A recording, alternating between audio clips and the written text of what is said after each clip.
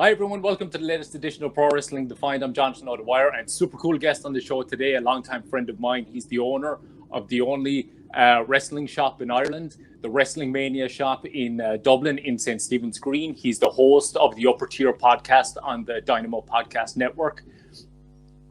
Niall Hogan, how are you doing today, my friend? How are you, my friend? Great to be on. Thanks for having me. It's great to have you on, man. It's great to have you on. No, it's overdue. First of all, we'll start off with tell everybody about the Upper Tier podcast and the Dynamo Podcast Network. Yeah, basically, we're on the Dynamo Podcast Network there, the Upper Tier. It's a football podcast, basically, that we're doing nearly on a daily basis at this stage with the way football's going. And, we're dropping content up there on YouTube and on Spotify and on Anchor. And, on a Monday, we do a Monday mashup show, so we have a panel on, and it's like a Gillette Soccer Saturday kind of scene where lads come on and we chew the fat and have the banter about football. Then throughout the week we kind of do specific topics or guest appearances and stuff like that. We've had some good stuff on. The lads from Head in the Game. It's a campaign on mental health awareness we're on the other day, surrounding the League of Ireland. So we did a great little show with them there the other day, introducing the campaign to people and how they can support it and all that kind of stuff. But yeah, just anything football really. We did a North London Derby preview last night that's dropping today, and various other shows like that. But yeah, it's keeping me sane, let's say, at the moment during these difficult lockdown times. So podcasting is fantastic, both for myself and also for anyone else who's listening or tuning in. Lots of people have been emailing me and contacting me on Twitter and stuff like that, saying that it's getting them through their days, really. So it's great that we're helping people out in any way we can. Yeah.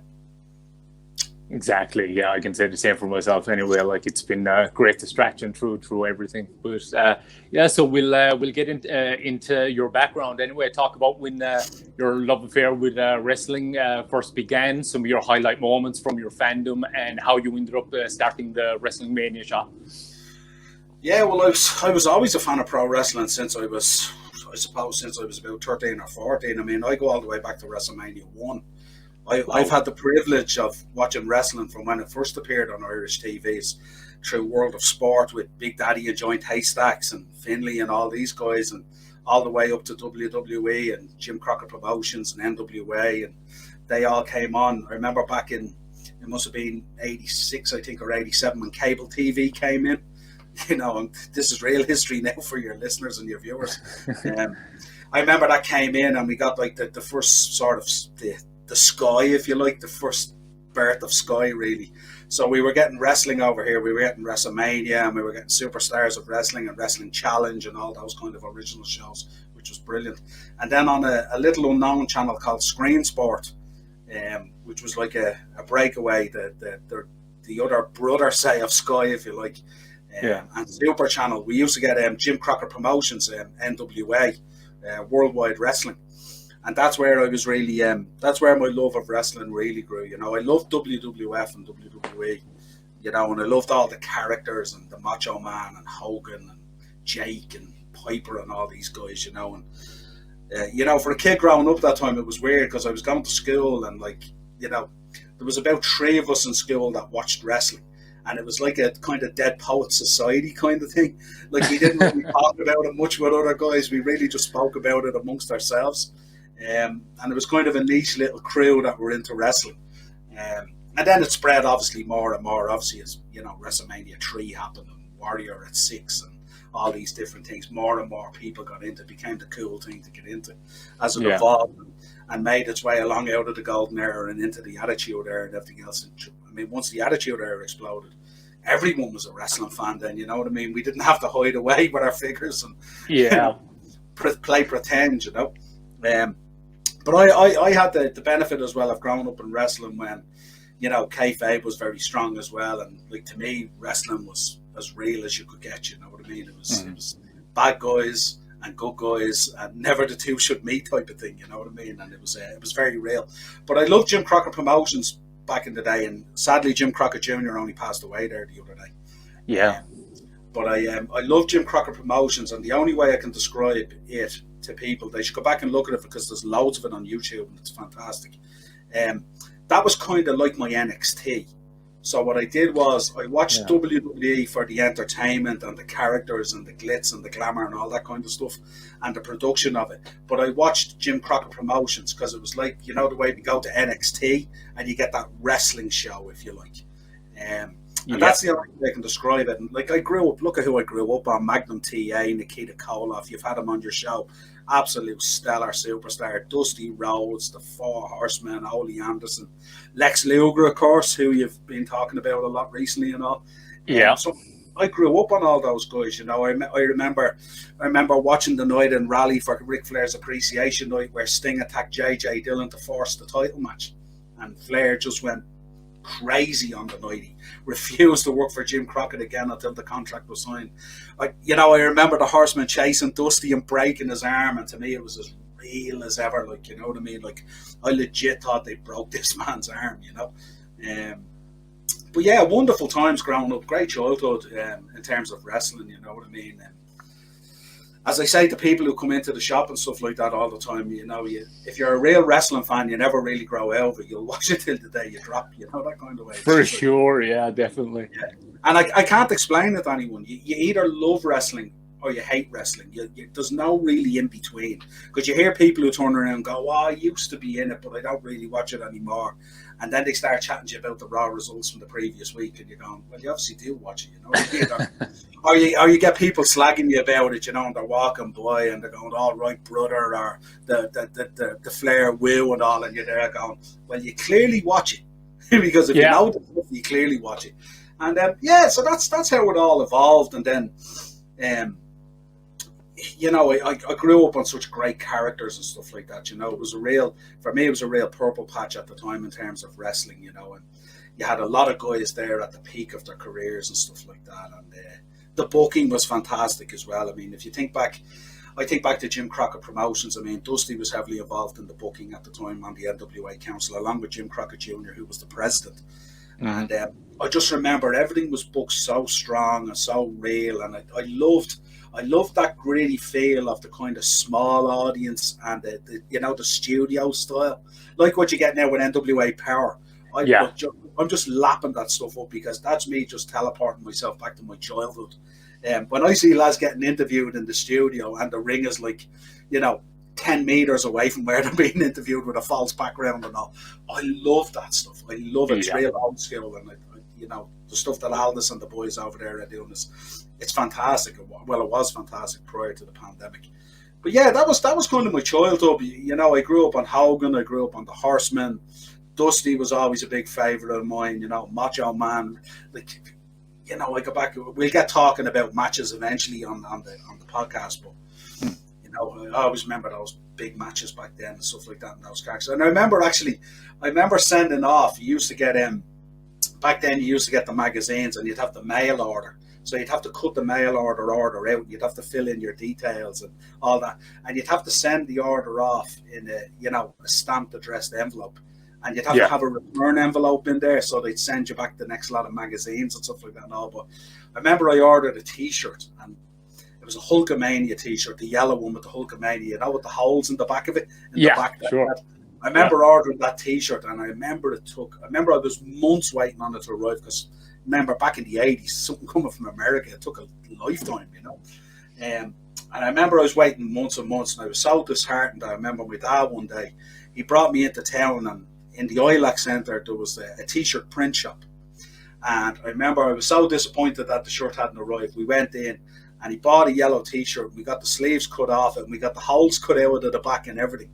And like, I wasn't even in shape, and I was a kid. I was a big kid. I was always a chubby big kid in school, you know. And but I remember he got the holes cut in the back of it and everything, and the Hulkamania across the front and the lettering and all. Man, I wore that T-shirt till it wore out, you know what I mean? I absolutely loved it. And I remember about 3 weeks after I got the T-shirt, the real thing arrived.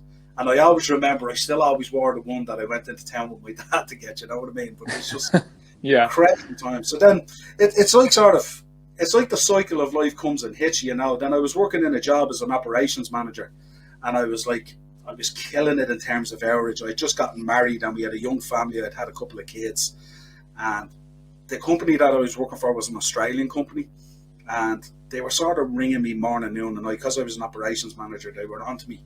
I could be getting calls at 3, 4 in the morning and everything, and I was going in there working from 6 in the morning till 7, 8, 9 o'clock at night, and this was most days. And I noticed that my kids were growing up in front of my eyes, and I was missing out on this such a very important part of your life. You know, your kids growing up and being a big part of it. Mm-hmm. And one day I just went in and I spoke to Hillary, my wife, and I said, I can't do this anymore. I need to be involved in the kids' lives, and I need to go and do something. So I gave myself about 6 months. I contacted WWE in the UK and their products officer and all that kind of stuff. And we came up with the idea of opening up the shop, and they said, yeah, it was a great idea to go for it. And they were integral in helping me out, no doubt about it. And we basically went for it. It was a teamed wrestling shop that just evolved over time. I really was a little bit clueless going in about in terms of running my own business and what was involved. A lot of it I knew, but some of it really came back and bit me in the backside in the first couple of years trying to understand, you know, in terms of running your own business, what was involved, small little things. But yeah, it was a great journey, and the shop evolved over time, and, you know, through the fans that came in and stuff like that, and the customers, they really drove how the shop evolved and what was wanted. So, you know, I was very proud that we were the first shop. We were the first shop in Europe to bring TNA merchandise. We were the first shop in Europe to bring ROH merchandise and New Japan merchandise. So we used to stock all that stuff back in the day as well. And this was at a time when all these promotions were red hot. And I always remember customers coming into the shop and saying, what's this ROH stuff? Have you any recommendations? I said, look, get an ROH DVD, bring it home. And I said, if you enjoy it, you enjoy it. If you don't, bring it back to me and we'll swap it out for something. But I'm telling you, you will not be bringing it back. And I just remember we introduced ROH to so many wrestling fans in terms of having an indie alternative, because we were going through that time as well where sort of like, you know, they were transitioning out of that sort of out of the kind of ruthless aggression era, if you like, you know what I mean, and seeing it was becoming more PG. So fans and customers coming into the shop were looking for a real alternative. So Ring of Honor and TNA at the time was red hot. You had AJ Joe, Christopher Daniels in there. It was red hot at the time. And Christian had gone over, and Jeff Hardy was there, and Jeff Jarrett and Raven and all these guys. So it was really cool. And Ring of Honor, like, obviously there were a lot of names that people wouldn't know, but obviously Eddie Guerrero had gone in there, Matt Hardy had gone in there at times, Ric Flair had showed up a couple of times. So yeah, we introduced the fan base in Ireland really to some of that independent side of stuff, you know, which was really, really good. And yeah, just, you know, you're open one year and the next thing you find yourself 17 years into the project, and it's like a lifetime. And, you know, lads that have been coming into me since they were, you know, 13, 14, 15 are now strolling in the door with their wives and their kids and buggies. It's surreal how much they've grown up. And even wrestlers now that are here, that are coming to the forefront, that are starting to do well with OTT and NXT and stuff like that. A lot of those guys came into our shop as kids, and they said, well, you know, I'd love to wrestle one time and stuff like that. Where would I go? And, you know, we'd always tell them to go to Fight Factory, or it was NWA at the time, or go to IWW at the time, wherever it was more convenient for them, whether they were north side or south side or wherever it was. And so many of those guys have grown up now to be fantastic wrestlers and characters on the wrestling scene in the country, you know what I mean? And yeah, we like to think we played a little bit of part in that journey, you know, because we used to help out all the promotions as well with, you know, ticket sales and promoting them and meet and greets and all and stuff like that, you know. So yeah, good times. Yeah, I remember when I first heard about the shop, like I used to come up, like I'm down here in Limerick, obviously, like I used to get you remember I used to get the bus up specifically just to come to the shop, like it was such a novelty, like, you know, and sure, Jesus, like the amount of time I used to spend inside just looking around at everything, you must have thought I was mental. No, because people love coming into the shop just to hang around and talk about wrestling, because, like, especially a lot, like we would deal a lot in the shop as well with a lot of special needs kids that come in and stuff like that, who are crazy about wrestling. Wrestling is their outlet that gives them, you know, that peace of mind. They love wrestling, and we would deal with those guys all the time and their families and all that. great times with them and stuff, and great fun in the shop. But they love coming in to talk to me in the shop about wrestling because it's like it's their comfort place, because they may be at home with people who aren't necessarily wrestling fans, so they don't want to talk about it. So when they come in to me and they go, "Did you see what Seth Rollins did on Raw?" And I go, "Yeah, it was amazing, wasn't it? It's brilliant. Like, it's great to see what he's doing and stuff like that." And, you know, they love that sort of close contact and stuff like that. And you know, so many people come into the shop who just want to, like, it's like a real life sort of wrestling forum nearly, where people can come in and go, you know, "I hated what the Undisputed Era did there," and other lads come in and go, "I think they're brilliant at all." And sometimes I'd be sitting there just doing paperwork or doing work, and there'd be two lads in the shop having an absolute full-on debate about why they love or hate, say, the Undisputed Era or Hulk Hogan or Ultimate Warrior or whatever it is.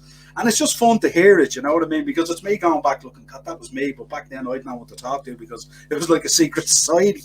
Yeah, so, exactly. It's cool the way it's evolved, like, yeah. Yeah, and like, I've gotten so much stuff from you over the years.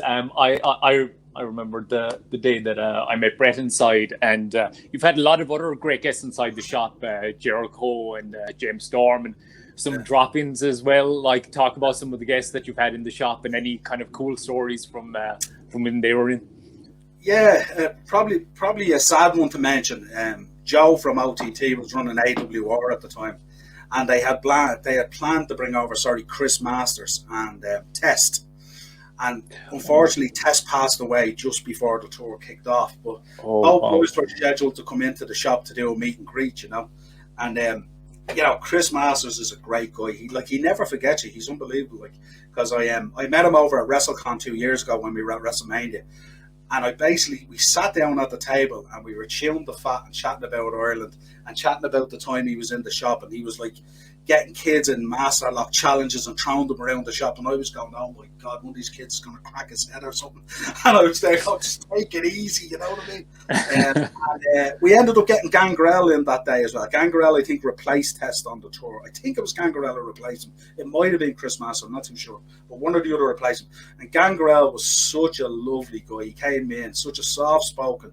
He's an absolute sweetheart, you know what I mean? And like, anytime the guys come in to do like a meet and greet like that, you know, we'd always offer them a couple of shirts if they wanted it for the tour, because obviously they're going around touring, you know. And like Gangrel, he wouldn't even take a shirt. Like, he wouldn't even take a shirt. I said, "Look, it's an absolute honour to have you in here. You have to give up your time to me, now. Grab a couple of shirts there for the tour." Didn't want to even take a shirt. Masters now would take a whole rack of shirts. he just turned around. And I remember talking to him at WrestleCon about it, where he was saying, "Yeah, I got all those Affliction shirts off at that time." He must have taken about 250 quid's worth of Affliction shirts. You know what I mean? Because you know yourself, if you want to take a shirt or two there in the course, "Oh, I like that one, that one." And then he was telling me the story about Randy Orton at the time when he was in there, was sponsored by Affliction. He used to wear all the Affliction stuff, really expensive. Yeah. And Affliction, he used to ring up Affliction, and they'd send in a huge big box of merchandise to Randy Orton. And Randy Orton would be giving all the merchandise out to the guys in the locker room and stuff like that. So Masters loved the Affliction gear, you know, and he obviously knew that they were very expensive, so he was treating himself to my stuff, you know. But yeah, we had Jericho in as well. Jericho was great. We had him in twice. We had him in first sort of in Fozzie's infancy when they came over and they played the Voodoo Lounge. And then we had him in a second time when they were playing the Tampa Bar Music Center. So two very different meet and greets, but still fun. Jericho, he's a absolute character, you know what I mean? He had lost all his sunglasses. I think he has a sort of an eye thing with the lights and stuff like that, so he wears shades all the time when he's on stage and stuff like that. But he said he was up doing a Belfast show the night before, and he lost 3 or 4 pairs of sunglasses. So on the way up from collecting them, he had to go get sunglasses, and we went to the sunglasses hut, and of course he went into the sunglasses hut and he was looking at all these different sunglasses, all 200-300 quid each sunglasses. You know yourself, money's no option. Yeah. You know? And he kept on calling me into the shop to look at the different sunglasses he was trying on. And I said to him joking, I said, "There's no point in calling me in to ask me about sunglasses. I live in Ireland. It rains here all the time. There's never any sun." I said, "So we don't really wear a lot of sunglasses, you know." But I sort of thought jokingly, like he was trying to, like, you know, I got the feeling it was going to be my credit card that was paying for the sunglasses, not Jericho's. I thought that's why he was calling me in and out, you know. Yeah. But yeah, good times. We had Bret in. Bret was a great guest, you know. Obviously, he was only coming back out on the scene and stuff like that, so he was kind of a little bit tentative. But he was absolutely brilliant with the fans, you know. And we made sure, like, on the day when he was in the shop, we'd all his great matches on the TVs and stuff like that. And it was great. It was like, I remember looking at that signing, and it was like having a child back in the shop doing a signing, because he was staring up at the matches, and you could see he was teleporting himself back to those times. It was amazing to see it, like, you know what I mean? So he was brilliant. James Storm was fantastic. He's a huge man. Like, you want to see the build on this guy. This guy has a back you could sell advertising space on. He's a monster of a man. But I remember anytime we have anyone in, I always provide sort of, you know, some sweets and drinks and stuff like that and all, you know. Mm-hmm. So I think on the table there was a couple of cans of Coke or 7-Up or whatever it was, and some sweets and crisps and stuff like that. And all. He says to me when he walks in, messing, he goes, do you think this whole beer thing is just a gimmick or a character? Where's the beers? You know what I mean? And he was sort of handing me back the cans of Coke and stuff like that. And all, you know? But he was really brilliant. He came in. He was fantastic with everyone, and I couldn't do enough. And then we had Al Snow in as well, and Al Snow was brilliant. We had it was on an awkward kind of day. I know it was a really bad, wet, stormy day, so we didn't get great attendance. But what we did was everyone got to meet him. They got loads of stuff signed and loads of pictures and all that kind of stuff. And then what we did was we locked the shop door and we pushed all the clothing rails away. And everyone that came to the thing all sat on the floor, and we had like a sort of an impromptu Q&A. And we were just sitting there, and he was telling stories, and some of the stories were unbelievable. He told us the stories about the time he was traveling with Mick Foley.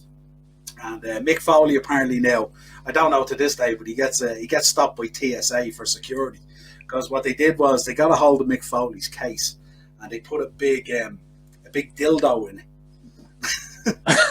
big huge dildo, and they put this in Mick Foley's case, and of course the case went through security, and they stopped them, and they searched the case and opened up the case, and lo and behold, the big dildo was in the case, and Mick obviously knew what had happened. But apparently Al Snow was telling us for the next, 5, 6, 7 years, every time Mick Foley went through TSA, they'd stop him and check his case.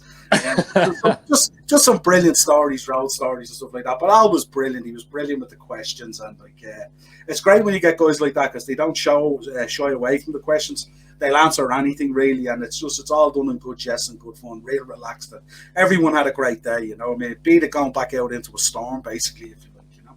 Yeah. So, yeah, we've had some good ones. And I remember one that stuck out a lot as well. I remember when I went to the original NWA Ireland show when they were crowning their first Irish champion. Absolutely fantastic night. And I remember everyone thought that Paddy Morrow was a lock-on to win the belt. And they pulled a swerve on us, and Adam Abbs won the belt. And Adam used to give me a terrible time at the shows, and I only found afterwards, himself and also Ross Brown used to give me a terrible time. They used to single me out at the shows and give me dog's abuse. They were both here, you know. But the reason they did it was they thought at the time they had heard the story that actually Simon Rochford owned the wrestling shop, and I worked for Simon. So they thought when I went to the shows that I was only going to the NWA shows to spy for IWW. And we only spoke about this years later, like, so funny. But I remember Adam won the belt, and I remember I invited Adam in, and I think there was a set of tag belts as well. And I remember I invited the boys in, and we did a meet and greet on the day in the shop for a couple of hours one afternoon. And they got to meet Adam with the belt and get pictures with the belt and all that kind of stuff. And I remember I thought that was really great. That's when I thought wrestling in the country was really going to take off. And then, of course, Sheamus went to WWE, and Drew went to WWE, and Balor went to Japan and had an outstanding career, and then went to WWE. And Finn, he drops in. Anytime he's home, he'll drop in. Becky as well. I remember a little story about Becky. Becky, I still have Becky's CV out the back in the file. I remember Becky came in. We had only opened a month or two, and Becky came in and applied for a job in the shop, and we hadn't got any jobs going at the time. Wow. I said I'd keep the CV on file, and I still have that CV out the back in the file somewhere in the shop, So Becky always makes a point when she's home of dropping in. And a side point on that, her brother Richie was a fantastic wrestler as well. Richie, and such a sound guy as well. And yeah, just little stories like that, that have built up in the history of the shop, and it's weird. I remember Becky and Paddy dropping in one time to do a signing as well. And I think Paddy had only won the belt off Adam and become the NWA Ireland champion. And I remember they were heading off to a show in Nashville. It was an NWA where all the territories still got together and they did like a festival. And the boys were invited over to Nashville. Fergal went over, and Paul, and I think Phil Boyd, and Justy, and Danny Butler, and all them, you know. But we had them in the shop anyway. And I remember talking to Becky when she was in the shop, and I said to her, I think we had a women's replica belt. I think it was either a women's or a US one. And we took a picture with all the replica belts down off the wall. And I remember saying to Becky in the shop that day, I said, you know, one day, I said, you never know, you might just have that WWE belt on you for real. And you might walk in here, and I said, your shirts might be all along that wall.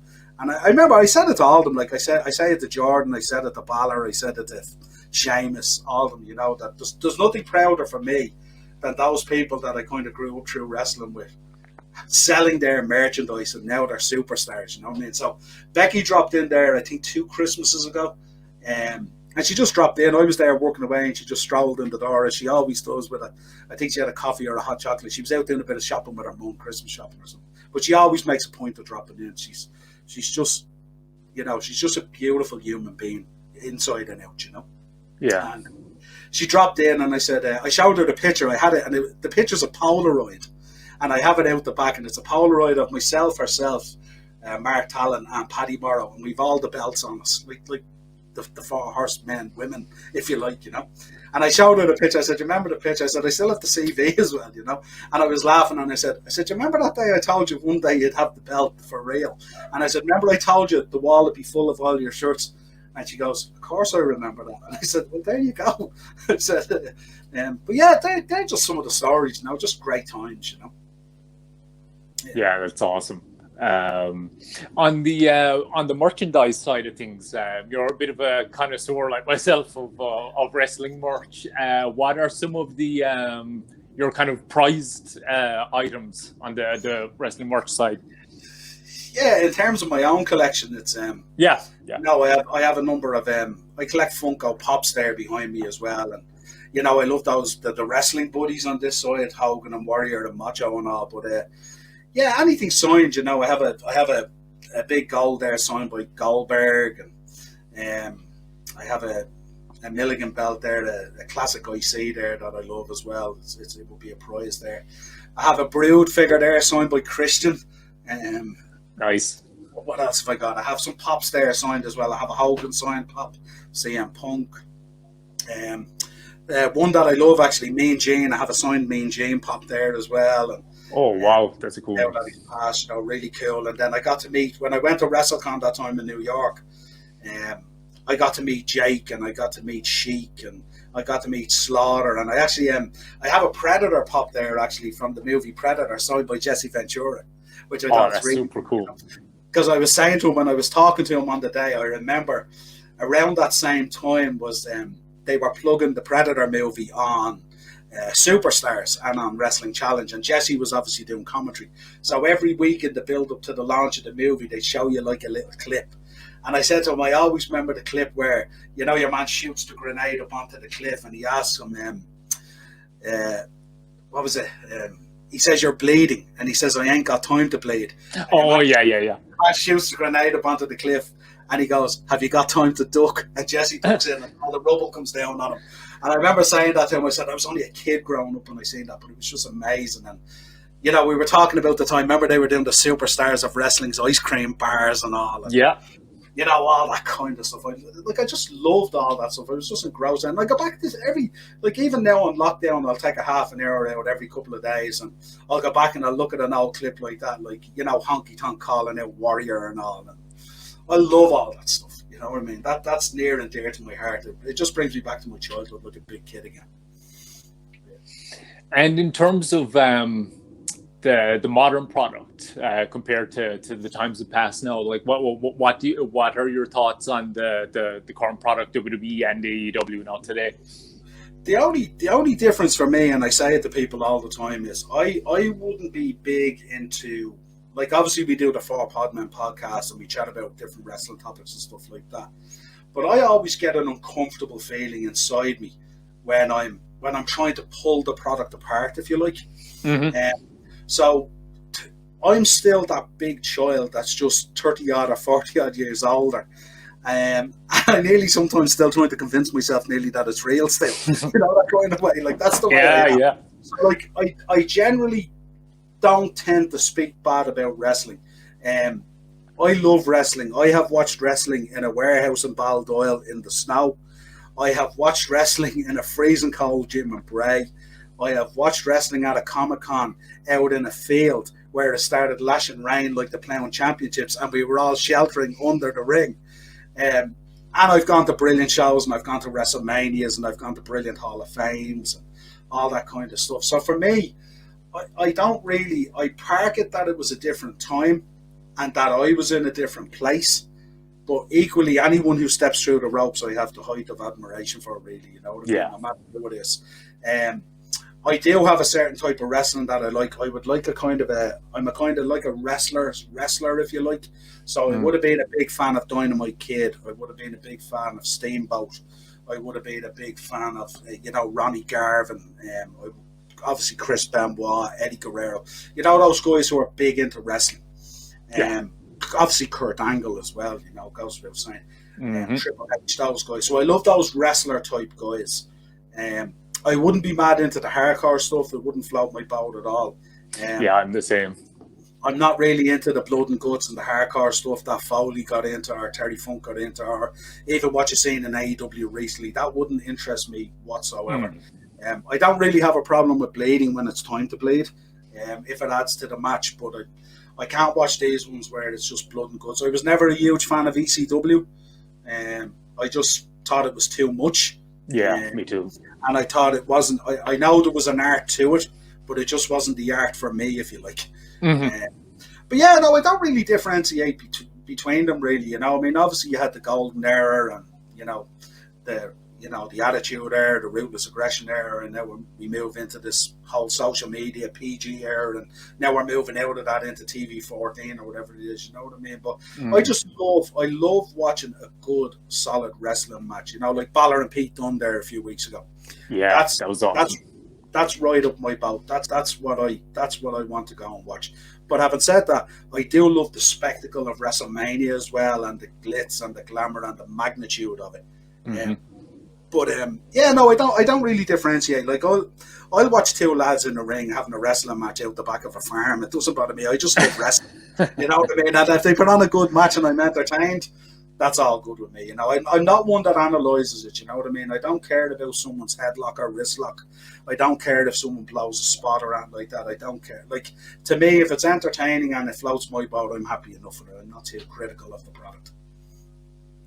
Yeah, I'm the same to a certain extent. I mean, like, at times, like, there's like I was talking to Ian the other night on Dynamo's Dozen, kind of about that, like a Roman Reigns Superman punch bugs the shit out of me, because he just did it. He overdid it so much, and like he changed it from being like being a square punch to like a forearm, and you can always see it go past their chin, and just little things like that kind of bug me at times. But overall, I've kind of come to the same place that you are now, whereas I would have been probably a bit more nitpicky before, whereas now I'm kind of like accepting the fact that, it's just a different time, and the business, it's always evolved. I mean, there's things, I wish some wrestlers would kind of take things a bit more seriously and, try and make things a bit more real and things like that. Like, but for the most part, I mean, even through the pandemic in the last year, so many guys have stepped up. Like Lashley's been awesome, and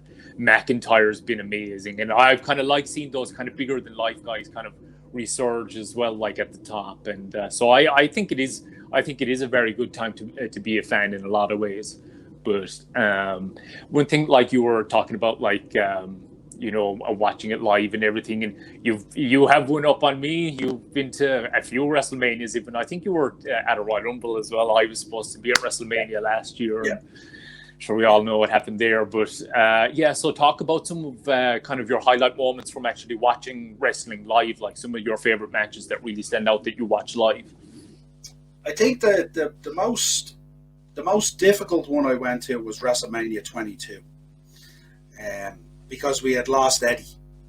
And Eddie at the time was a big part of my fandom, if you like. You know what I mean? Mm-hmm. I mean, he was a character. He was a great worker. He had worked his socks off to come back from where he was to get to where he got to. And you know, just when he was at that point of, you know, greatness, we lost him. You know, and I would have been a huge fan of Benoit as well. Yeah. You know, because I think if you're a fan of Eddie, you're a fan of Benoit, really, because they kind of go 100%. But I remember we were going to the Hall of Fame, and Eddie was getting inducted into the Hall of Fame. And I remember being outside, and this was when the Hall of Fame was only about 2,000 people. This was like in the Rosemont Theatre in Chicago. And I remember being outside, and the Guerrero family pulled up. First of all, the Hart family pulled up in the pink Hummers and the pink limousines, you know, for Bret's induction. Bret was getting inducted, so that was kind of cool. And then Eddie's family pulled up, and we all gave them single red roses going in. So the family was there, and Chavo and Chavo Senior was there, and you know, the whole Guerrero extended family. Obviously, Vicky was there, and I mean, the kids would have only been kids, really. You know what I mean? But I remember that being such a difficult night, and like, it was mad going to those Hall of Fames. It was so cool because you kind of nearly sat with the wrestlers. It was all kind of mixed. And I remember I was sitting pretty close to Animal out of the Road Warriors, and he was like, you know, I was a huge Road Warriors fan. I mean, if anyone looks at my pictures, I mean, there's pictures of me up there as Animal going to like the Summer Bash that time. I was just a huge Road Warriors fan, you know. And actually got to talk to him at that WrestleCon, actually, in time. I showed him the picture and all. You know, the comment for him was, we're like twins. You know, we were both big enough guys, you know, but it was just, it was awesome, you know. But I just remember that being a real difficult night, you know what I mean, because we'd lost Eddie Guerrero. And I remember being in tears at it, and I remember ringing Hillary afterwards to say, and like, I was over there, but there was like 8 or 10 guys, you know what I mean, but like, people will tell you anyway who even go to football matches with me in Liverpool, I'm an emotional wreck at times, you know what I mean? Like, I'll be in tears sitting in Anfield just listening to You'll Never Walk Alone, you know what I mean? That's just the way I am. Yeah.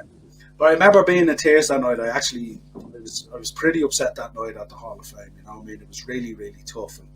And I remember that Hall of Fame was the night, I think it was the night Austin, remember Austin and Hogan had the Hogan, yeah. Remember they had the kind of head kind of thing, the paws and all. So that was pretty cool. And I remember Bret's speech as well, where he was throwing snidey little remarks at Hogan and stuff, you know. So I still think his speech was probably the best Hall of Fame speech. I think him and Bobby Heenan and Captain Lou were the best ones. They were brilliant. Yeah, absolutely. Yeah, it was just a cool Hall of Fame to be at, you know what I mean? And then the next night we went on to WrestleMania. There was only 17,000 people in the arena, WrestleMania 22. You know, obviously Ray got the belt that night in a triple threat. Triple H, first of all, came out as the King of Kings. It was the first appearance of the King of Kings. That was so cool. Cena. We had Cole Cabana and CM Punk were the gangsters going along on the car. So we did a lot of really good stuff in that, you know what I mean? But I remember it was my first WrestleMania, and I remember Taker came out. He was fighting Mark Henry. And like when they wheeled out the casket, we knew straight away who was winning anyway. It didn't matter because the casket was like the back of a 20-foot truck. So obviously Mark Henry was going in the casket. But I remember his pyro and his flames went off. And like we hadn't got great seats now. We were like 10, 15 rows in the back maybe, but you could feel the flames burning on you because the stadium was that sort of tiered, and you were so close to the action. But I remember the Money in the Bank match, and you know, Flair was faking the injury and all that kind of thing was cool. And then we got Shawn versus Vince. Remember with Shayna with the ladder and the ladder down the bin and all that kind of thing. Like only Shawn is going to get that match out of Vince. Like it's really, really, really cool. And I remember like we went to some meet and greets and all. I got to meet Chris Benoit and Goldust and all. I remember meeting Goldust, and you know, he said, "Where did you just come from?" I said, "We're after travelling over from Ireland." He says, "You guys travelled over from Ireland for WrestleMania?" I said, "Yeah." He says, "I love Galway and Guinness and the Quiet Man and all." We started talking about John Wayne and everything. And we were the last. We were the last ones in the queue, so it was cool, you know. And then I remember I got talking to Chavo, and we were wearing the Eddie Guerrero, the Silhouette tribute things, and I had gotten a portrait of Eddie Guerrero done. And I had gotten it signed by the artist, and I got it framed, and I remember giving that to Chavo as a present. and he was absolutely blown away. And he couldn't believe that like 8 Irish lads had travelled over from Ireland to pay their respects and go to WrestleMania to Eddie Guerrero, to the Hall of Fame, and to rock up to him and care so much. And he was blown away by the fact that we were even wearing the T-shirts. And I said to him, I remember saying to Chavo, I said, it's the absolute least I could do for what he provided us with. And the two of us got quite emotional, you know. I had to move on quite quick because Teddy Long actually broke us up a bit from being emotional, because Teddy Long sort of put it in with, all right, player, because he was there at the signing as well, you know. And I remember Bobby Lashley was there and Mickey James as well and all. We had such fun at that, you know what I mean? And then I remember then we went to, there was a bagels and brunch thing. It was like a breakfast thing in the hotel with the wrestlers were at a top table. It was like a wedding. And I remember Animal was there, the Road Warriors, you know what I mean? And I loved the Road Warriors, you know what I mean? So Joey Styles was doing the MC, so he was walking around the different tables with the mic so you could ask questions. And one of the questions was, how do you feel about the resurgence of TNA in terms of competition? And he says, I always remember Animal turning around and he goes, I don't know about TNA, but we're whooping their ass, he says, you know. And I just remember about 6 weeks later, I was watching TNA, and Animals on TNA walks down with the biker gear on him. And I was just like, oh God, what a difference a day makes. You know? Just fun times. Like, I remember at 24, we went to WrestleMania 24 in Orlando, and again, it was fabulous. Like, and we bought tickets online on Ticketmaster, you know, just random tickets. We were probably 150 rows from ringside, maybe more. We were right back in the bleachers. So I sat down, and there was this family in front of us. And I remember there was a man in front of me, and his back was, again, you could sell advertising space on it. And I said, this guy has to have been a wrestler. So I was just looking over. He's wearing a baseball cap. He had about 10 kids with him. They were like, you know, those Russian dolls that you separate every age and every size all the way down, like a ramp. And I looked at him and I said, that's Haku. Without a shadow of a doubt, that's King Haku. Without a shadow of a doubt. And I went over to him real quiet and I just tipped him on the shoulder and I said, how are you, brother? And he just looked at me and go, how are you? And I said, you're Haku, aren't you? And he goes, yeah, I am. He says, if you want a picture or an autograph, he says, just don't say anything. He says, I'm just here to enjoy the wrestling with my family. And I said, I'm not going to disturb you. And I didn't even get a picture or an autograph. I said, no, I just wanted to verify it because you're an absolute legend. And the next thing, I was sitting there, so it was all grand. We didn't get any pictures, autographs. Didn't want to disturb him. It was his WrestleMania with the kids. And the next thing, this English guy is walking by him in his row with popcorn and Coke and all that, and he goes, just stops and he goes, holy fuck, he goes, it's King Haku, and he shouts like this at the whole crowd. Next thing, Haku just gets fucking mobbed, and I just afterwards said, I just tipped him on the shoulder, I said, at least it wasn't me. You know? just funny times like that, you know what I mean, just gas stuff, you know what I mean. So many stories from the trips with the lads. They're lifelong memories that you take with you forever. You know what I mean? So good times. Yeah, hopefully I can get there. If not next year, the year after, or something like that. Anyway, like it's long overdue to get to Mania. Like, so we were supposed to meet up. We were supposed to meet up. Remember? Yeah. God, like you go. I jinxed it. Niall. I'll put it down to that, so. Yeah, fake sake. I finally get to go to WrestleMania and a worldwide pandemic breaks out. What are the odds? Like, but let's get into the matches.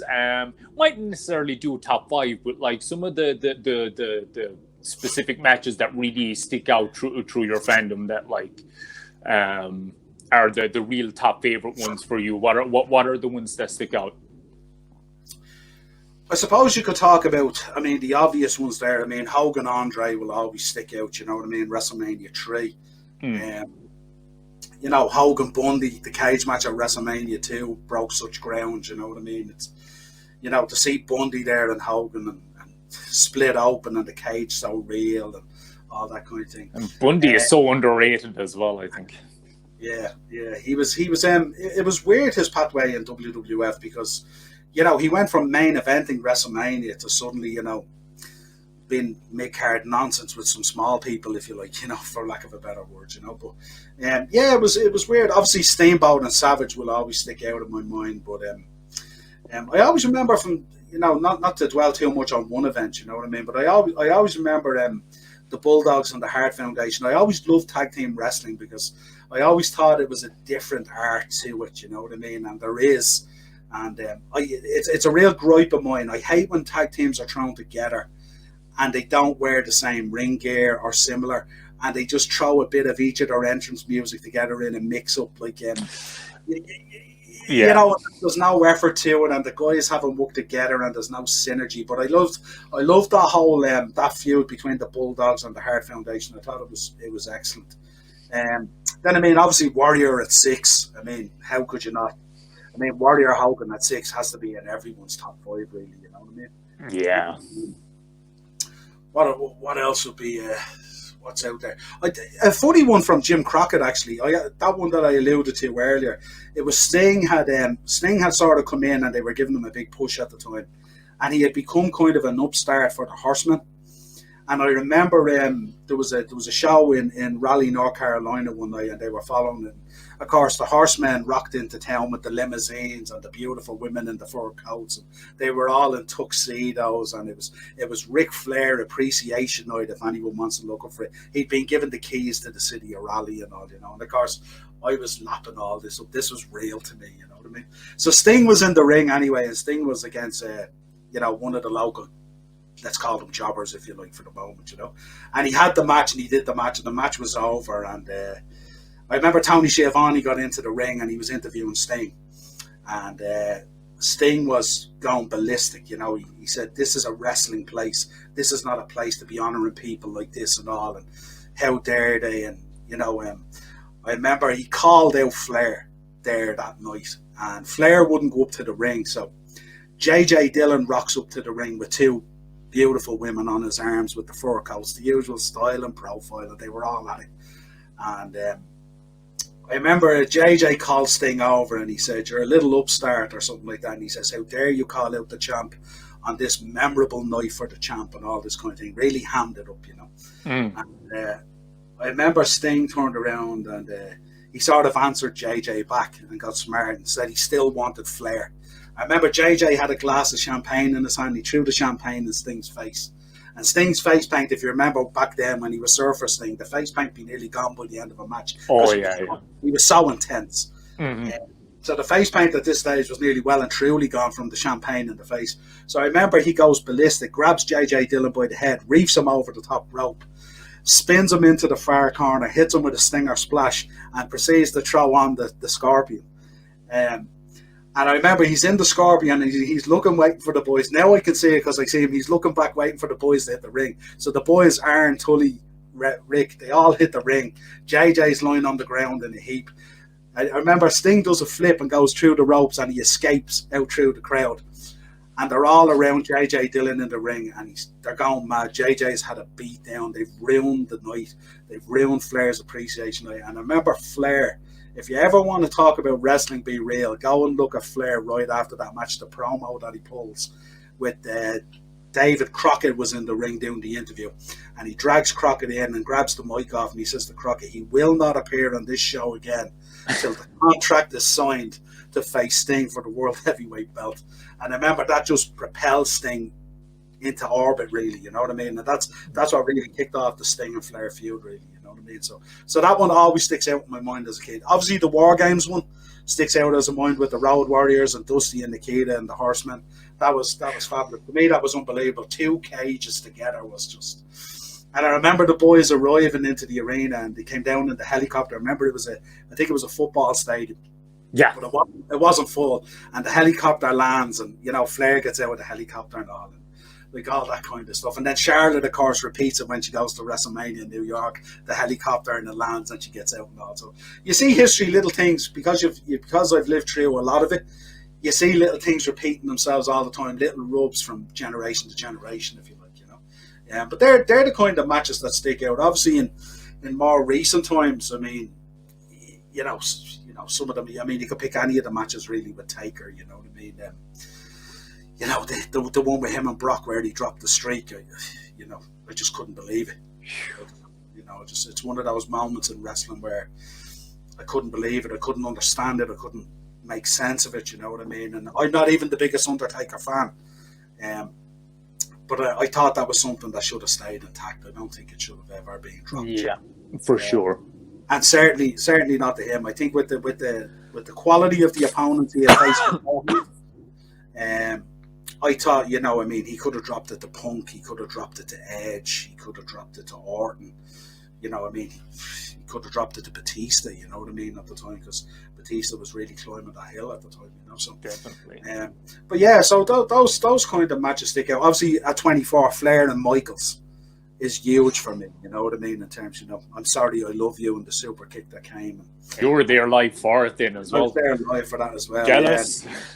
It was mad, like, you know what I mean, and you felt it, like, and that was another night where, you know, Flair then after the match and he's in tears in the ring and he goes out to the family and he's walking up the ramp and the whole stadium was in tears, you know. And after me growing up watching this guy in the 80s become the Nature Boy, you know what I mean, because I seen it before he was even the Nature Boy, and for him to become the Nature Boy and follow his pathway all the way through his career to that, and to get so emotionally invested in that match. When we knew what was going to happen, but when it happened, it was just heartbreaking. Mm-hmm. And then it killed me. Then he rocks up on TNA, stands on the Rolex watch, and we're off and running again. And they're going, no, don't do that. And then I really enjoyed the stuff with him and Jay Lethal and all. Oh, that was classic stuff. But I just thought, at the time, I was thinking, please don't do this. You know, if you're that hard up for money, start a GoFundMe or something. But don't, you know what I mean? And like, clearly the watch he stood on wasn't the Rolex watch that Sean got for that, like that, you know. But still, he made you believe that it was, you know. So they're the kind of ones that stick out in my mind. Like, I could tell you any amount of NXT takeover matches. Any of the matches with Aleister Black and Adam Cole were just phenomenal matches in terms of wrestling matches. You know, and that kind of thing. But yeah, they're the ones that stick out in my mind always, you know. And talk about, before we head off, since we're coming up to WrestleMania now at the moment, what would you like to see happen? Give me some of your predictions on how you see WrestleMania playing out. It's a hard one to call really at the moment, isn't it? Because we kind of like trying to even understand what the card's going to be, and it's... I'm really looking forward to it because fans are going to be there. So, I think wrestling without fans, you know, I know WWE have done a stellar job in keeping the product going during the pandemic, and the whole Thunderdome thing I think is kind of cool, because it gets that fan interaction still there, you know what I mean? Because I remember the first shows they did and stuff like that, and you know, no fans there and wrestlers walking down and they're doing their entrances and all, and you know, you're there and you can nearly hear the calls in the ring and you can nearly hear the shouting and remember that WrestleMania, you know what I mean? And it was just like, I was going, it might be better off if they don't have wrestling, you know what I mean? Because it's really killing me, you know. But then they did the Thunderdome. I thought the Boneyard match was awesome. Oh, so good. So different and not dissimilar. I mean, I looked at the match the other night in AEW, the Sting and Darby Allin match that was done in the warehouse in a similar type of cinematic type thing. Mm-hmm. I thought that was really cool as well. And I remember commenting after the match the other night in AEW, I was saying, wouldn't it be great if they created a promotion that did cinematic matches? And like every match was like a cinematic match or something like that. It'd be kind of really cool and different. Lucha Underground was kind of on the brink of that a little bit, weren't they? They were pretty different in that regard. It's so expensive probably to do them, you know what I mean? But yeah, I just thought it's really cool, you know. I mean, we did a review there a while ago, got released on the Dave Meltzer Awards and stuff like that, and like, I couldn't believe for Match of the Year that they had overlooked the Boneyard match in terms of the fact that it was like, you know, even when you look at the background now through Taker's documentary with The Last Riot, that, you know, he had lost a brother. I think it was his brother. Yeah. And like, you know, it was only a day before or something like that, and those boys were still able to pull that match together, and it was a brilliant match. It told the story, and for me it probably would have been a kind of a fitting ending really when he rode off, you know, and that would have been it, you know. And to have that match with AJ Styles as well for me is brilliant because I'm a huge AJ Styles fan, you know. Yeah, me too. Yeah, so I don't know in terms of this year, I'm kind of not too sure because, you know, they've thrown a couple of curveballs at us now with, you know, Miz cashing in the Money in the Bank, and after that pay-per-view I was kind of a bit perplexed going, the hell are they doing this for? You know what I mean? This is sort of come out of nowhere, and Lashley standing there like the forgotten son, if you like, you know what I mean? And then, of course, it came full circle, and then all kind of made a bit of sense. Yeah. But, yeah, it'll be interesting to see what way they go with Drew. It'll be interesting to see what way they go with Edge. And then, of course, Christian going to AEW, you know, for me, you know, Christian's last match has to be a career match against Edge. For sure. That's how you finish that career. And he's after going off and signing with the dark side again, you know what I mean? And it kind of, when I heard that it was Christian, I kind of looked and I went, you're just after killing that Royal Rumble moment. That Royal Rumble moment was unbelievable, and they could have built on that moment. You know what I mean? Like I was thinking if they had when they were hugging in the ring at the Royal Rumble, and then Christian had to swung him around and hit a kill switch or something like that. You know what I mean? Oh, would have been brilliant, yeah. You know, and then head off and go, I'll see you at Mania. And then Edge turn around and go, this Royal Rumble win at Mania is not about a title match. This is about me and my brother Christian, you know, and they could have built it up and got the emotion going and stuff like that, and it would have been fun, you know what I mean? But instead, he heads off to the enemy, and you know, Edge is on his way to WrestleMania. I said to the boys as well, we were talking about on an episode, I don't get that whole Elimination Chamber pay-per-view in terms of it's tamed down so much that the Chamber nearly, which is supposed to be the structure that ends careers, doesn't really feature in it that much, really. And when it does, it kind of comes across a bit plasticky. And I often find, you know, once you do the Rumble, you're on the road to WrestleMania. And I often find the Elimination Chamber and Fastlane disrupt that road. And they throw you out of kilter. Where you'd nearly be better off having the Royal Rumble and having a big build-up all the way to Mania. Not really with a pay-per-view. Maybe if you wanted to do like a Saturday night's main event, or like a small night of champions or something like that, where you can include a couple of different brands on the one night or something like that. But that Chamber for me always throws the road to WrestleMania out of kilter, because the plans that they lay at the Rumble a lot of times aren't often the plans that arrive at Mania, because of these other pay-per-views that can be between injuries and various other things, you know, so it's kind of weird. But yeah, I'm really looking forward. I'm really, in current climate, I'm really looking forward to fans being back. I'm hoping with the way the vaccine rollout in this country is going, I'm hoping to be back at it myself as well in the not too distant future, and the shop's back open again, and we're back all having the chat in the shop and talking about wrestling and stuff like that and all. But it's it's a weird one. It's because I was hoping to go to WrestleMania this year as well. I was because we're nearly a year on lockdown, or a year on the pandemic, and I was thinking. Yeah. I remember back then I was thinking, this is a 6-week thing. Get your head around it, lads. Let's get back living again, you know. So when WrestleMania didn't happen last year, I was thinking, right, we'll go to SummerSlam. And that obviously didn't happen. And then I said, right, we go to WrestleMania this year. And it was going to be in LA, first of all, and then they changed it to Tampa. And I said, that's great, because we get to have WrestleMania in Tampa and we'll be able to go. We still can't go. So now I'm after kicking from WrestleMania, and I'm hoping to go to SummerSlam this year. And I have a funny feeling we may end up having to kick that down the road as well, but who knows, you know. Yeah, it's hard to say. What do you actually think of the 2-day WrestleMania thing? Like, do you hope they actually stick with that? I don't think they've it lined up for next year, but do you like it? Do you think they should stick with it, or what do you think? I think it might not be a bad idea. The only thing I would be concerned about is, depending on what way they break up the matches, you might get a heavily weighted towards one night or the other. But the thing about it is, I went to WrestleMania in New York, just to tell you a side story. And, you know, we were there for over 7 hours. And if anyone knows anything about New Jersey and New York, public transport shuts down at midnight. Boom. Ends. So we came out of the stadium. I think there was 8 or 9 of us on the trip. And I said to the lads, the minute Becky does her thing, or whatever it is, we need to get out of here. We need to get out of here, because otherwise we're going to be... Because I remember being in queues. I was in a queue of about 3,500 people in a taxi rank after WrestleMania 24, it was in Orlando. And we were there for hours, to the point where I had to sequester a limousine and share the limousine with a load of lads to get back home from it, you know. So I had first-hand experience of this, you know. So I said to the lads, we need to get out of here. So Becky did her thing, you know, all the stuff happened and all. And we went, great, that's our WrestleMania moment. Brilliant. Said, right, lads, let's get out of here. So we ran down the escalators onto the court and out down through the car park, down to where the return buses for New York were, you know. And we get down there and there's about 300 people in the queue. Not bad because buses were pulling in. And we look around and we've lost 2 guys. And I said to the lads, we can't leave them here, because I said we have to find them, because one of them, you know, it just wasn't an option to leave the 2 boys behind and just go, you know. So we said, right, we'll find them. So I rang them and I found them and they came down and they got us. In the time it took them to get to us, the queue had become 3,000 people and it was snaked around the car park. And we were standing there, we had the Irish flags and the whole lot and all, you know what I mean? So we were sitting there.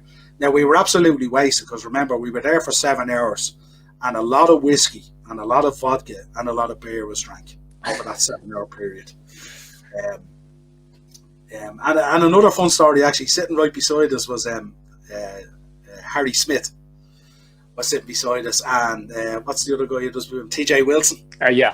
Yeah, so they were together, and of course, they were having great fun out at the bar, and everyone was doing shots, and we were having the banter, and I think they were slamming a few lads, the usual stuff, you know, goes on at a WrestleMania. So I remember we went out into this queue, about 3,000 people, and I noticed these buses were slowly not pulling in, so it was getting slower. So we were in that queue, I'd say, for about 3 hours. I'd say about 3:30 we got on the bus. And before we got on the bus in that 3 hours, the heavens opened up. And if anyone has experienced rain in New Jersey or New York, it's proper monsoon. Like, we were literally holding the flags over our heads, and the flags were filling up, and we were having to toss the flags to empty the water to keep it off us. But we were drenched to the skin. And we ended up getting on the last bus. And I remember sitting down the back of this bus, and there was a chap there, I think he was down south, I think from Charlotte, he's from either North or South Carolina. His parents had retired down there, he was telling me. And we were chatting away on the bus, and the 2 of us, the whole bus was like drowned with rats, you know what I mean? Like, we were drenched to the skin. And he was saying to me, so what did you think? I said, it would have been grand. First of all, if I hadn't lost 2 lads, I'd be at home in my hotel bed, happy. And I said, I'm drenched to the skin here. And he goes, the same, you know. But he was telling me the story that his parents were coming over to visit Ireland in about 8 weeks' time. So we went about our own ways, and we were chatting about Ring of Honor and TNA. We were just trying to pass the bus route because we were drenched. And the next thing, I got home, I was in the shop, and the next thing, this couple walk into the shop, and it's his parents. And they FaceTime his parents from my shop in Stephen's Green. And we were chatting again, the 2 of us, you know. So it was really, really cool, you know. So I gave them a goodie bag of stuff, a shirt and a few bits. And I said, bring them back to him, tell him it was great chatting, because he passed the journey for me because I was drenched to the skin. You know? That's cool. But yeah, just small stories from WrestleMania like that, you know. Crazy times. Every time I go to a WrestleMania, the lads laugh. I seem to find a limousine, because when we went to the Royal Rumble in Philadelphia, we took a day out and we took a train ride up to New York to go shopping around New York and all. Real long train ride, about 4.5, 5 hours, I think it was. And we were walking around. The lads wanted to find like an Under Armour shop or a comic book shop, and it was out kind of more in the suburbs of the city. So here we were walking along, and we were trying to flag taxis. So the lads got ahead of me. And the next thing I seen a limousine coming down. And these limousines just drive around New York, and you can flag them in like taxis. I flagged this limousine in, and I got into the limousine, but the lads had walked down the street a bit. So I said to your man, I've about 7 lads down the street there. We need to pick them up because they've gone walking looking for taxis. So lo and behold, I come down the street in the limousine with the back window open. There's a full bar in the limousine. I'm having a drink, and I just shout out to the window to the lads, hey, do you Irish guys need a lift? Lads are all falling around laughing, you know what I mean? It was crazy. Like, and they got into the limousine, and we went to the hotel, and the lads turned around and says, only you would find a limousine everywhere we go. You know what I mean? So I just happened to stumble upon these things, and it's always good fun, you know what I mean? So, yeah, good times. Hopefully you can find one when I'm over there with you as well. Actually, look, we've been saving now for 3 years. We'll just rent one for the week and be done with it. Exactly. Do it proper style, you know what I mean? But before we go, just a few quick fire ones I'll throw at you. All-time favorite wrestler, if you can narrow it down to one. Has to be Ric Flair. Cool, awesome, good pick. All-time favorite match. I know you've covered some of them already, but if you could boil it down to one. It's a hard one to call because I think one of my all-time favorite matches was the triple threat at 20 when Benoit won the belt and him and Eddie in the ring with the 2 belts. Yeah, I was the very same up to that point. Like, yeah, it was my favorite, and you know, it kind of changes. Yeah, that would be, you know, still up there for me. You know what I mean? But I suppose, Steamboat and Savage for me still holds up. Warrior and Hogan obviously will be way up there. You know, WrestleMania 6, I mean, that was just groundbreaking for me. It was just unbelievable. Like. Yeah, it's funny, nearly every time I go into the shop, actually, you have that playing on the screen inside. Like, you know, that's cool. But, and favorite wrestler that you've actually met in person, who was the most personable, your favorite one that you've actually met in person? Hacksaw Jim Duggan. Really? Hacksaw Jim Duggan is without a doubt probably the nicest wrestler I've ever met in terms of giving up his time, in terms of not being in a rush. He will sit down, he will talk and talk and talk, and absolutely loves being around the fans. He would be definitely one. He'd certainly be, if he's not top of the list, he's way up there in terms of wrestlers I've met. Yeah, it's a good pick. I met him over in Liverpool there 2 years ago. Like, yeah, he's really, really super nice. Like, he's super cool. But, he loves life. He loves life, and he's no different than when he was wrestling. He's full on. He's always in great humor. There's no bitterness about the business whether it had passed him or anything like that. He's just a super cool human being and great to talk to, and you know, always has a lot of time. When you talk to him, he's interested in what you're talking to him about. And it doesn't matter even whether you buy an 8x10 or you buy a picture or an autograph. There's no difference in him. Whether you buy something or not, he will just talk to you. He's fantastic. And that's exactly what you look for, like, you know. So, like, yeah, he's great that way. I mean, I've been super fortunate that, like, of all the wrestlers that I've met and all the cons and everything that I've done, I haven't really been disappointed by any of them, really. You know what I mean? Because I mean, that can very easily happen. You know. Oh, definitely. Yeah, I pretty much say the same thing. I think pretty much nearly everybody I've met has been really super cool, and I can't have any complaints in that regard either. And final one, your all-time dream match that's never happened. What would be the all-time dream match?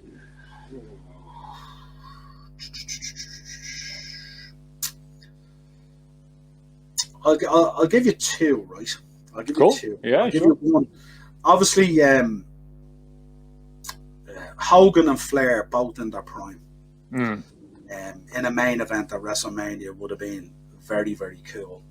Definitely. And I think I wouldn't have minded a War Games with the Horsemen versus D-Generation X. Oh, hell yeah. But I would have likened as well, one of the matches I would have always wanted to see and I didn't get to see, which would have been super cool, would have been Ultimate Warrior versus Kerry Von Erich. I would have liked to see. Oh, wow. I wouldn't have thought of that. No, that's a super cool one. Ultimate Warrior versus Modern Day Warrior. That's super cool. Yeah. I would have liked to see that both in their prime. Would have been super cool. Yeah, that would have been awesome. I hadn't thought of that one at all. That's really, really cool. And they were really good friends in real life as well. Like, I could give you about 50. You know I know, I'm the same. There's so many matches I never got. You know what I mean? But it's they would have been cool. Yeah, that's awesome, man. Well, yeah, it's been freaking brilliant having you on the show, man. It's been overdue, so it's been awesome talking to you. And everybody, if you want wrestling merch here in Ireland, like, hit Niall up. You can get in contact with me if you want to get anything from Niall. He's open through he's been open throughout the pandemic. So hit Niall up. I mean, he supplied me with everything from this cap to the mug I'm drinking out of, to the DVDs and stuff on my wall, like, you know. So everything you need, t-shirts, whatever, he has it. And make sure and check out the Upper Tier podcast on the Dynamo Podcast Network, and give him a like on Facebook and follow him on Twitter, and they can find the podcast wherever. So Niall, thanks so much for coming on, my friend. It's been great. Absolute pleasure as always, Jonathan. Thanks for having me on. Take care, bud. Awesome talking to you. Thank you for tuning into Pro Wrestling Defined on YouTube.